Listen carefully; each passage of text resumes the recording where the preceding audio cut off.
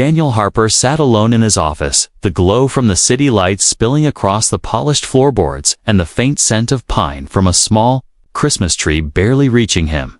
and he stared out the window, feeling the emptiness of the holiday pressed down like a weight he could not lift, and wondered how a man with everything could feel so profoundly alone. He ran his hands over the smooth surface of his desk,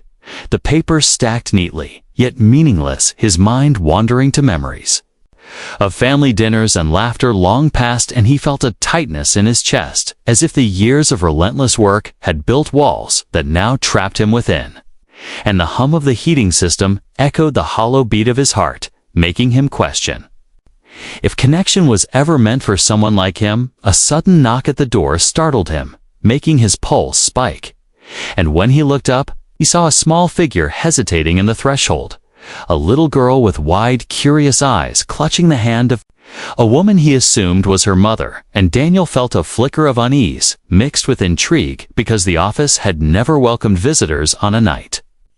like this, and yet something in her gaze pulled at a part of him he thought long buried. The little girl stepped forward cautiously, her tiny shoes clicking on the floor, and she stopped a few feet away, noticing the wetness around his eyes, and without a hint of hesitation, she tilted her head and said in a voice both soft and commanding, "Don't cry, Mister, you can borrow my mom," and the words hung in the air between them, charged with a kind of innocence and power that left him frozen in his chair, unsure whether to laugh or weep. Daniel blinked rapidly, trying to process the impossibility of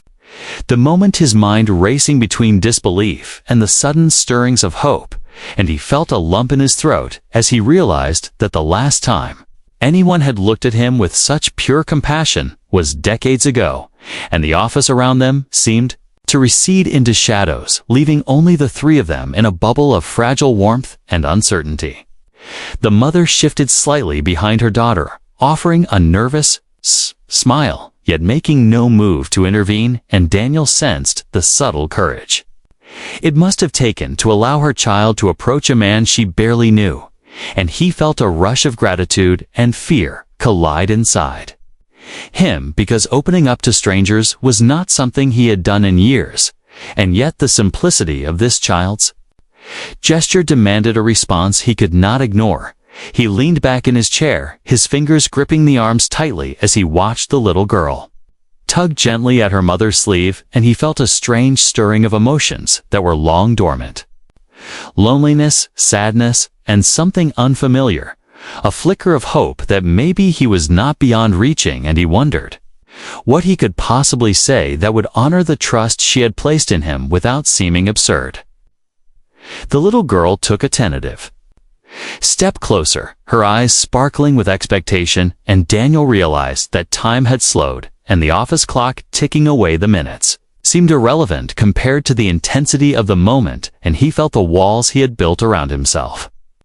trembling, as if the innocence of her offer had begun to chip away at decades of isolation and pride. He cleared his throat finally, but the words caught in his throat, and she tilted her head curiously, as if urging him to speak, and he felt an almost painful awareness of how much he had missed human connection and the vulnerability of allowing someone else to see his sadness, and he sensed that whatever happened next would determine whether he could allow himself to feel again or retreat into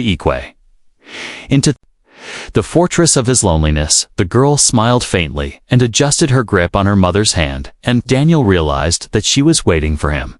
to respond, not with a casual, polite word, but with the kind of honesty that could only come from someone willing to be seen fully, and he felt the weight of anticipation press against him like the cold glass of the window, and knew that the next moment would be pivotal for both of them. Daniel Harper finally straightened in his chair, the weight of the little girl's words settling heavily on his shoulders, and he realized that for the first time in years, someone had offered him not advice, not a lecture, but genuine human connection, and he felt a mixture of fear and warmth as he wondered if he could meet the expectation hidden in her innocent offer. The little girl tilted her head and waited, her eyes bright and unflinching, and Daniel felt his throat tighten as he searched for something to say, something that could bridge the gap.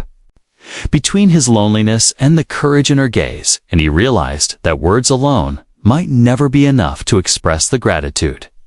he felt or the hope she had awakened in him. Her mother shifted behind her nervously, yet made no move to interrupt,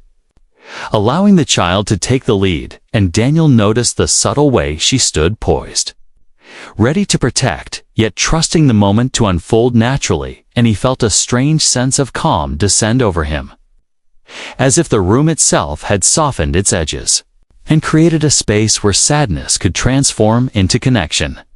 Finally spoke his voice, low and unsteady at first, and then firmer as the warmth began to spread through his chest.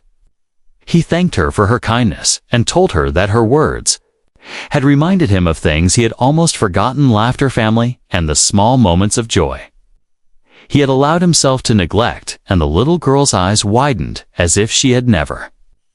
expected to be heard so completely, and he sensed the quiet power of being seen for the first time in years. She giggled softly and repeated her offer. "Mister, you can borrow my mom if you want."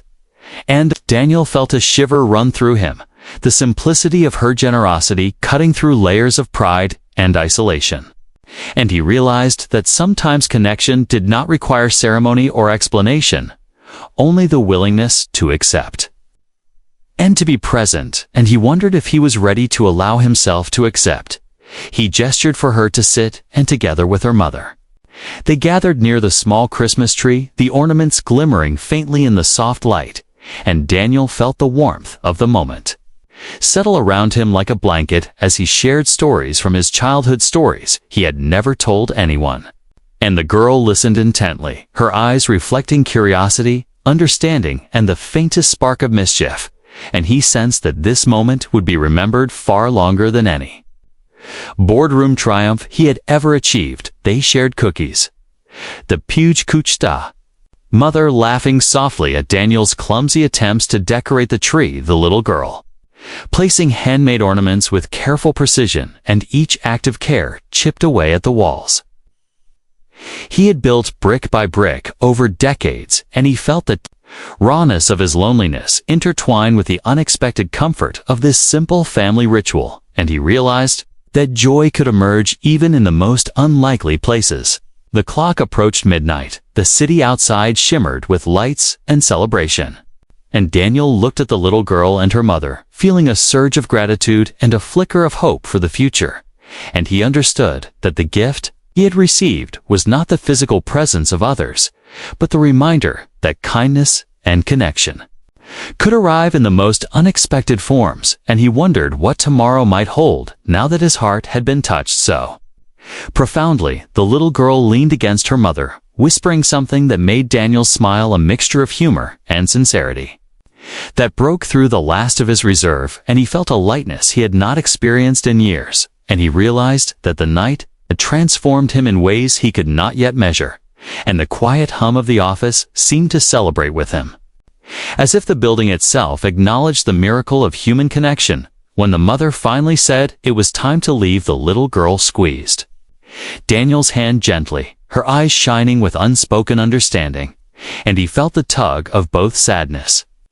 and hope, because he knew this encounter would linger in his heart forever, and he wondered if he could carry the warmth of this night into every day that followed. And the room seemed to hold its breath one last time before the sounds of the city claimed him again.